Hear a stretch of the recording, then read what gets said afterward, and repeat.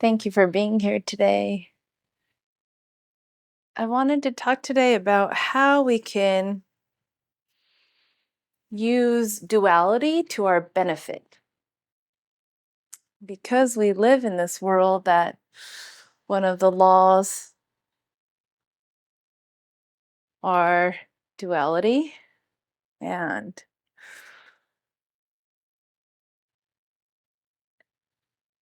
a lot of different pieces. I think where I'll start with is how duality has been coming up for me in the martial arts side, and we can pull that out into kind of our practice and then living in this world. And on the martial arts mat, there are a lot of things happening simultaneously.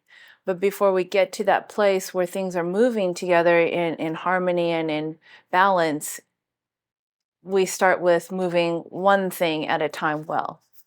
So it might be first focusing on our posture, and then maybe focusing on our balance, and then maybe focusing on strength, and then it goes into flexibility. But it's very one-pointed, focus. And eventually you polish that so that you have all of those happening at the same time. So I imagine kind of like a physical anatomy of a human body when it's walking, you know. There's not only the turning of kind of the hip joint, there's also the bending and flexing on the knee joint. And then there's also this kind of rotational thing happening with our pelvis, our pelvic bowl. And that is what I imagine when we work in this realm of duality, where at first, in order to build up our strengths, we focus on one thing. So we focus on how to walk in a straight line. And then eventually from that straight line, we learn to be able to curve it so that we can then walk in a circle. And in essence, we never lose that straight line, nor do we lose that circle. So what I think of is when we do hand movements in Aikido, there are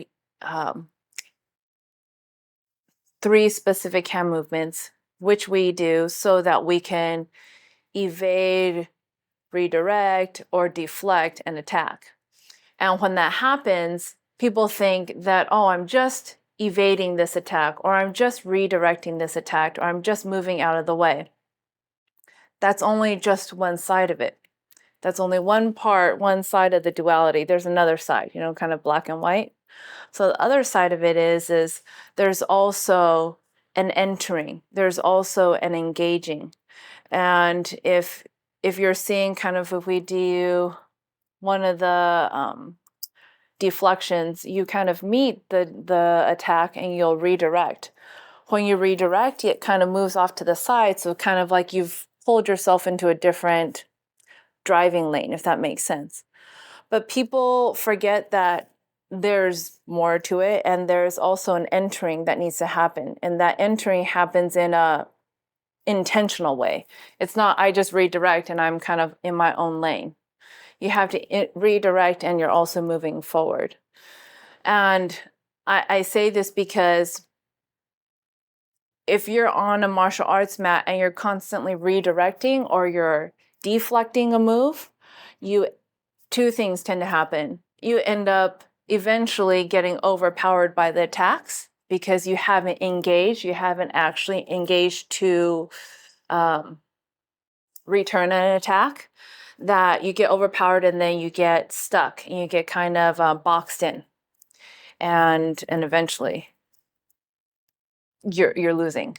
Otherwise, if you constantly are deflecting and you don't have an entering move, then you can eventually leave yourself into a corner because you've kind of like maneuvered all the different places, but they keep kind of entering. Then you kind of can back yourself into a corner. Does that make sense? And I find this to be very true, specifically when we're on the mat and you're practicing with another partner. And this specific practice we were doing was a continuous attacks. So it's not just the one attack and then you can do your counter attack. It was continuous attacks. So you had to counter and counter and counter. But you realize very quickly that you can counter and get off the line, but because they're continuous, they're right back on top of you. And so you've deflected, you've got out of the way, like, I'm out of the way. Oh, there's another one. Oh, you got to get out of the way. Oh, and so you've never actually appropriately dealt with a situation because it's still in your face. So after maybe you deflect and redirect to a certain extent where you feel comfortable and you have enough space to execute something, then you need to be engaging and move forward and direct an attack or a technique, execute a technique, such that that person can either fall or, move in such a way or be thrown, so that they're out of their flow of their continuous attack. And it was really interesting because one of the gentlemen that I was working with, I kept attacking and he kept kind of evading because he just didn't really feel comfortable enough to go in for attack. And I was just on him, and you kind of think of this like, the zombie apocalypse scene where all the zombies are on you because they're just too much and they're swarming on you. You keep trying to evade and attack. You don't want to get bitten, to get infected by the zombie thing. But he wasn't dealing with the situation. He was moving himself out of the way, but I was still in his face until I addressed that and we were working that out. I was like, oh, you can't just keep moving around me. You have to deal with me, head on. And once he did, and he kind of threw me or he did a technique, then that was kind of like the end of that chapter. We can move on to the next. And this is really key when we have multiple attackers on the Aikido mat, because if you are trying to evade all the different attackers, you literally are that one person trying to run away from the mob, and the mob is just following you wherever you're at. Does that make sense? And it doesn't deal with anything except you're exerting a lot of energy running. And understandably, that's where initial nervous system goes to. We go into fight or flight, and the flight is very prevalent. So we kind of tense up and we want to get ourselves out of that situation. Hopefully in training in martial arts, you get past that place of running. You may still feel the rise of that instinctual feeling of running, and you'll feel it. And instead you kind of, settle into kind of the training, the foundation that you have built for yourself, so that you have the inclination to run, but instead you set yourself up properly to be able to deal with the attacks coming on. And if that means you evade and redirect the first two attacks, the third one you execute something. So that person has been taken down. So now you go back and readdress the two because they've been evaded, they're going to come back onto you again. Maybe you redirect one time and then you execute on the second, person. So then you're essentially whittling down the mob that is coming at you such that you slowly, eventually take care of all of them, so there's no one else standing and it's just you. And therefore, success, right? And how I see that in regards to our life is when we start this practice, we focus and put a lot of time and energy and intent on having and cultivating stillness in our lives. And when we do that, that's wonderful because we build this great, strong foundation for our practice. But eventually we have to all move beyond that, because it becomes unrealistic to just have only stillness in your life in that sense that I'm just going to sit on my meditation cushion. It's not the world we live in today. We work and we have relationships, we have family, we have obligations. So there is this ability to hold kind of two worlds, the very still world and also the very active world that looks like going out to buy groceries and running errands and filling up the gas tank, amidst this stillness that we have cultivated in our practice. And we at first feel like it's either or. It's either stillness or it's activity, and it feels like a seesaw. And eventually we work to so that it's blended and it's integrated and it's both at the same time. And how I imagine that another Aikido martial art example is we're working on these attacks this week where we'd have two attackers, but they're pulling and holding on to either one of your arms. So one attacker's on your right side and they have their hands on your one arm, and then the other attacker is on the left side holding on to your left arm. And they have you kind of split apart. And you're supposed to address this attack and handle the situation. And what we find, again, we resort back to this fight or flight nervous system in our system, where we want to disengage our right shoulder that's being attacked, by the person on the right side, and we want to deal with this person on the left. And that's actually incorrect. You're actually needing to create a connection to both attackers at the same time, and continuing with that connection on both sides, you then allow the connection. Let's say you want to deal with the attacker on the left. You allow the connection to the attacker on the right to be your anchor point to be able to then deal with the left. Does that make sense? And by that, but what I mean by anchor is you actually utilize them as like a grounding point versus disengaging, have this kind of right arm flopping in the air, becoming unstable by that, trying to stay in a semi-balanced way and engaging in this thing very one-sided that feels like struggle. And how I can explain the feeling of it is instead of feeling like you have all these different disconnected parts in your body as you're dealing with each attacker on right and left side, is you've unified your own body system so that you're connected. So the whole piece, left and right attacker, becomes one whole.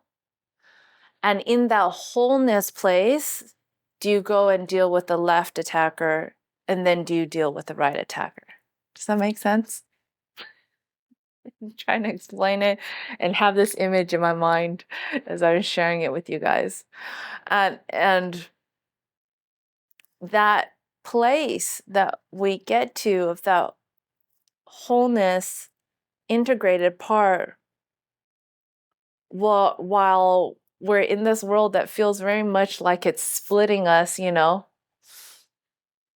to very opposing things and opposing activities and duality, that if we can move ourselves from the current foundation we've created from our practice, that one pointed focus, and we bring in the other aspect of the opposing aspect, we're able to unify that and integrate that as the whole and move from there forward. We become much more effective in being able to dealing with each of the situations coming into our lives, and dealing with it in such a way where we aren't overwhelmed by it, we aren't crushed by it, we aren't cornered by it, we aren't boxed in by it. But we do it in such a way where even if we may feel like both sides are being, held, prisoner or something like that, that there's still freedom there to be able to move and engage in such a way that still comes out to be successful. Does it make sense? Questions on that so far? That part? Yes.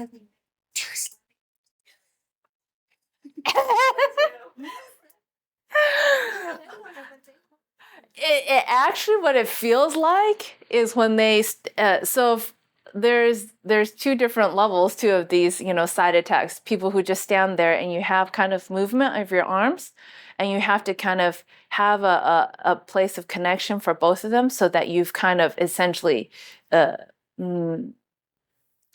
use the word attached to them. It's like you've sealed yourself to them, so that becomes that piece, and then you can move from there. But then the other piece of it is when they stretch you, like you're on a stretching thing and they're attacking you, but they're pulling you apart. So they're not letting you move close to them to engage. And that piece actually, we fall into wanting to use our shoulders and our elbows, so that's where the struggle comes from when we're trying to work these joints. But actually, if we can engage the lats and down into our back, it connects us to the center. And it's crazy when you can kind of squeeze your lats together and engage your whole back muscles while they're, yanking you apart. I can't really explain it, but you are able to move. The sense is you move your whole body, and by moving your whole body, the attackers no longer have control or no longer have the attack, because you operating from your whole system where you have authority, whereas all they have is they just have authority over this one little limb. Yet our mind get caught up in, oh my gosh, they got our limb, they've caught our whole body, and we're bound, and that's not the case. Yeah. But in the tricky part is, in the second degree black belt test, where they're yanking both sides and then they have an attacker on the leg holding them down. And I haven't gone there yet. From what I saw her do, was she was able to engage her body such that her whole one side, she moved down to deal with the person at the leg first. And actually the one when you deal the leg is pretty easy, because normally they're hugging so tight, you just kind of peel their face away. And kind of like dogs when you see them walking on a leash, there are certain dog leashes that go just around the mouth. And it's not to clamp their muzzle or anything like that. It's just a leash where it guides just by their head. And the science behind that, the research is, dogs go where their head goes. So if their head turns, their body's going to follow. And therefore, there's a lot less weight and struggle when you're just moving the head versus the whole torso body. And it's like a bobsled. You're like, I want to go in that direction. And you don't. So, yeah, that's how I saw her deal with that guy that was holding onto her leg. She went for the face and went, peel. And he was like, okay, I'm done. What about the senior? Yeah, I was on her test. Yeah. Yeah, it was on her. You can come down and visit for a test. Yeah. She was so kick butt. Yeah, any other questions? Does that make sense? You're shaking your head. Oh, no questions. I gotcha. How does that relate to our practice? So how I brought that into our practice, going back, speaking more about kind of the stillness that we cultivate on the mat, and then going out into the world that feels like it's full of action. We talk about relinquishing all of our attachments, right? Because attachments are the root of our suffering. And till we get to that place, and as we're working towards that, we can utilize the attachments we do have to bring us to where we want to go. And how I imagine that was with regards to the attackers pulling on either side, is even though you want to be not attached to either one of them, right? And not be attacked and be on your merry way, in this world, you're attacked, and then in order to deal with it, you have to attach to them, if that makes sense. But I don't think of it attached. I think of it as connect with them instead of being averse. I don't want to deal with you. No, no, no. I don't want any of that kind of negativity or something like that. You connect with them, and that connection piece has a sense of acceptance. And the acceptance neutralizes the struggle. So it's not this tug of war happening. It's like, okay, you're pulling me this way. I will meet that equal equal to it so that it becomes neutral. And when you can neutralize that point, then you can utilize that as kind of your base to deal with the other thing happening in life on the other side. And because of how our bodies are structured, if we have an attack on either arm and we let one arm go limp and we just deal with this one attack,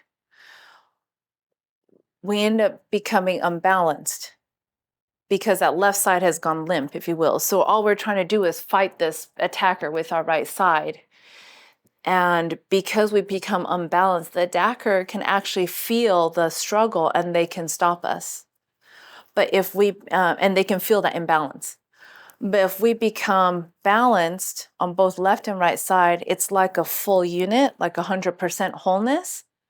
The attacker is unable to feel on the subtle physical level how you are going to move them to counter the attack with a technique. Does that make sense? Because it comes from the place of fullness. Yeah?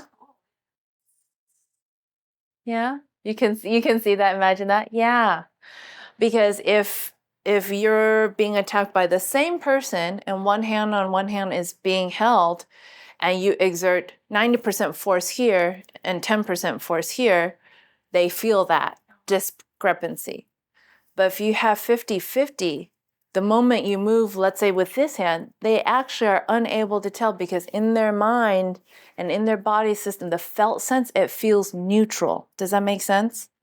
It feels like that object that's coming at you and you don't know how fast it's coming. It's like a driving thing. I can't think of it, if that makes sense. Like our not blindness, but our inability to differentiate the difficulty of that when cars are driving in a certain direction towards us because of that trajectory. It's similar to that with regards to executing the technique when you're using your whole body versus just one. Yeah. And let me add to that is to say, if we're talking about the attacks coming from grabbing the wrist, if we not lock up, if we load up through our shoulders or we load up through our elbows, that is the same concept. Is you have, let's say, the attack here. If you meet the attack, let's say it's 50%, you meet it with also a 50% kind of a connection place. If you load an extra 10% on your shoulder into that, they feel that and they will stop you. So they up the end. Yes, so if you want to grab my hand for a moment, grab my wrist up here. Okay. You can, yeah. So this, if I was just meet it, that's neutral. That's what I feel is neutral. But if I add to that, do you feel that? Yeah. And it's faster when I add to it. It's faster than, because these signals come from our spine. It's as fast as if we were to put our hand on a hot stove. So there's no, Yes, exactly. there's no like I'm showing you my shoulder and then you can't even think about it. Yeah. It's you feel it Immediately. immediate. Yeah. But if I don't do that and I just keep at neutral, I can just move. Does that make sense? Yeah, it does. But if I was to hold guard down. Yeah, yes. It makes the body feel like it's, but if I struggle, you fight that. Yes. Right. I got it now. Thank you. So that piece around, that's another piece around, when we meet things in our lives, aspects that we consider it to be an attack on the Aikido mat, something that we don't want, is uncomfortable, we don't like dealing with it. If we come to a place of acceptance, to that neutrality, then you can move and keep that. You can deal with that situation appropriately without being taken out by that. And it feels it has a feeling of effortlessness. But if we meet that and we can't accept it and we feel like we gotta muscle and get into it, and it's the struggle. And the struggle exerts all this energy and you aren't necessarily any more efficient. And that's what we try to cultivate in this practice, and how we can utilize duality towards our benefit. Because, we don't want to essentially be attached. We want to live in our happy, bright, beautiful space of stillness and, be done with that. But that also is kind of that is a fantasy, and that can be what do they call it? Not the bypassing, but delusion. Bypass. Okay. I'm thinking another word. Bypassing, and then like escapism. Yeah, thank you. Yeah, escapism. Yeah. And realistically, it is, getting into that with our intelligence of our practice, getting into it such that we are neutral, as centered as possible, so that we can deal with it and then move on to next. And, I had to get very honest with myself a couple weeks ago. It's like, oh, interesting. This actually came after watching the movie Kubo. Because one of the lines in there was talking about how, oh, you're getting more powerful. That also means there's, the world's going to be a little bit more dangerous for you. And even though we go into these beautiful worlds of light and they're beautiful and ecstatic, to come out of that and we've increased our own awareness and power, it's idealistic to go around and say, oh, it's just puppies and sunshines, rainbows all day. And of course you want to be strategic in not walking into any kind of like tar pit, if there is any, if it's obvious. And part of the nature and the laws we live by in this world is there will be those attacks. To think that you're going to get on the Aikido mat and you're just going to evade and redirect every single buddy gets you cornered, or it gets you overpowered. It becomes that mob scene of zombies that just slowly, overtake you. You have to engage. That is the dualistic nature. It's like, no, we don't want to fight. We want to be peaceful and pacifistic. Oh, okay, understand. And we have to also know and be willing and capable of executing a technique and throwing when the time is appropriate. Not in a mean, aggressive, violent way, but in a that was appropriate to the situation, and that is the balance to the other side of evading and redirecting. I think of one of the black belt teachers who was telling us about this whole evading thing. He's like, you don't just move it out of your way and you're great. He's like, you move out of the way and you bring your shoulder in like you're going somewhere. I'm like, oh my God, but it really has to have that intent. Otherwise you just push it out of the way and then come back and push you back over. So we forget that piece. And that's why I bring in the kind of anatomy sense of all the different moving parts. First we think, oh, we can sit in stillness. It's wonderful.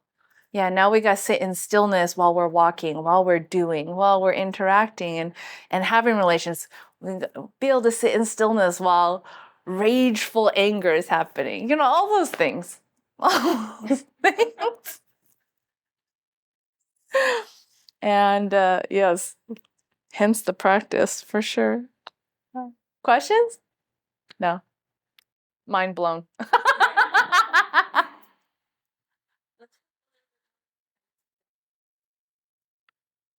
Practice. It's very easy to visualize when it's an external thing. Like a attack or something like that kind of way. Let me think. Blockage. Let me see if I can find an example in life that's not like on the martial arts mat. I'm kind of thinking of what's coming up for me is the substance treatment clinic that I work at, that I do counseling at. Because of how the structure of this clinic works, the clients come and spend majority of their day there. So their days are structured at the clinic with groups, with psychoeducation classes, with workshops, art class activity and so forth like that, as well as in that time they get pulled out and they see their therapist like me or something like that, and or their case manager. And initially when I first went there into this structure, I was very used to clients being separate. And by that I mean they would schedule appointments with a therapist and you would see them in that block of time, and then that would be done for that. So very structured and separated, like this very clear boundary. And in the substance treatment program, the structure is not like that. The boundary of that does not exist. It has, how can I say fluid? I don't want to say fluid. There are no boundaries. I'll just say that. And so coming into that, trying to place that expectation around, it's going to be separate. You are you and I am me, and you're going to be there and I'm going to see you, and this is how it's going to be. Very clean, if you will, in my mind. As practitioners, we're always having to engage with them in some way. And I end up having to find my own center and balance without any boundaries. It's almost as if I felt like I was very used to and very comfortable, being like the water or the tea in the teacup. I had a specific structure that I can fill. And I do my job, drink tea and so forth like that. But in this industry and in this clinic, there was no mug. So I was just kind of like liquid spilled everywhere. I'm like, okay, how does this look? And how can I be effective? And what ended up happening, a couple of things, is I put kind of a baseline structure down of, okay, what it looked like, what expectations I had to meet during that week, clients that I had to see. So those were kind of my big rocks throughout the week, all the different individual clients and then the groups. And the rest of the time became an allowing of doing the work, administrative and or tending to the staff who are having issues with the clients and or the clients themselves. And over that, you polish a system up so that when I go in at the beginning of the week, the allowing of fires to be put out or staff issues that they need to be, spoken to doesn't feel like it's gonna overwhelm me or break me. Because before, what I was doing was I was kind of redirecting. It's like, oh, I'm gonna deal with that later. But I wasn't engaging. Does that make sense? I didn't have the added piece. So then I felt overwhelmed because I kept redirecting. It's like, I don't want to touch that fire. I don't want to touch that fire. Oh no, don't go over there. Okay, but that, so I was doing this. Right? Oh, ooh, you're kind of negative. Oh, this, so there's this aversion thing that kind of starts happening. But essentially I was evading like this. And they could feel that. And so it's like, then they wanted more. And it's like, oh my, and then there's like the zombie crowd, right? Flop. So I can imagine. But in letting that go and being able to redirect, but engage in another way and connect and give them time and truly present moment and be vested. And essentially what it looked like for me is being connected to the clients, having the rapport, having the relationship, and having that connection allowed for me to neutralize myself and not create all this, oh, we want all this from her. It was not so much they weren't feeling this from me anymore. It's like I can redirect and I'm here. What do you need? And I will engage with you, engage fully till that was complete and then move on. And if I need to redirect something, then I connect in some other way. So it's really kind of beautiful to see because ironically, you don't think that by engaging and evading, I would have more time, but actually do have more time on my hands. It's awesome. And I'm like in my office and it's quiet and people aren't disturbing me. And if they do need to disturb, then I engage and stuff like that. But there's a lot more space in my week instead of feeling like the zombies are coming on because I keep trying to, no, it's okay. Or the felt sense from them that I was running away, right? Or trying to evade them. And the mom's like, no, we need you, we need you, we need you.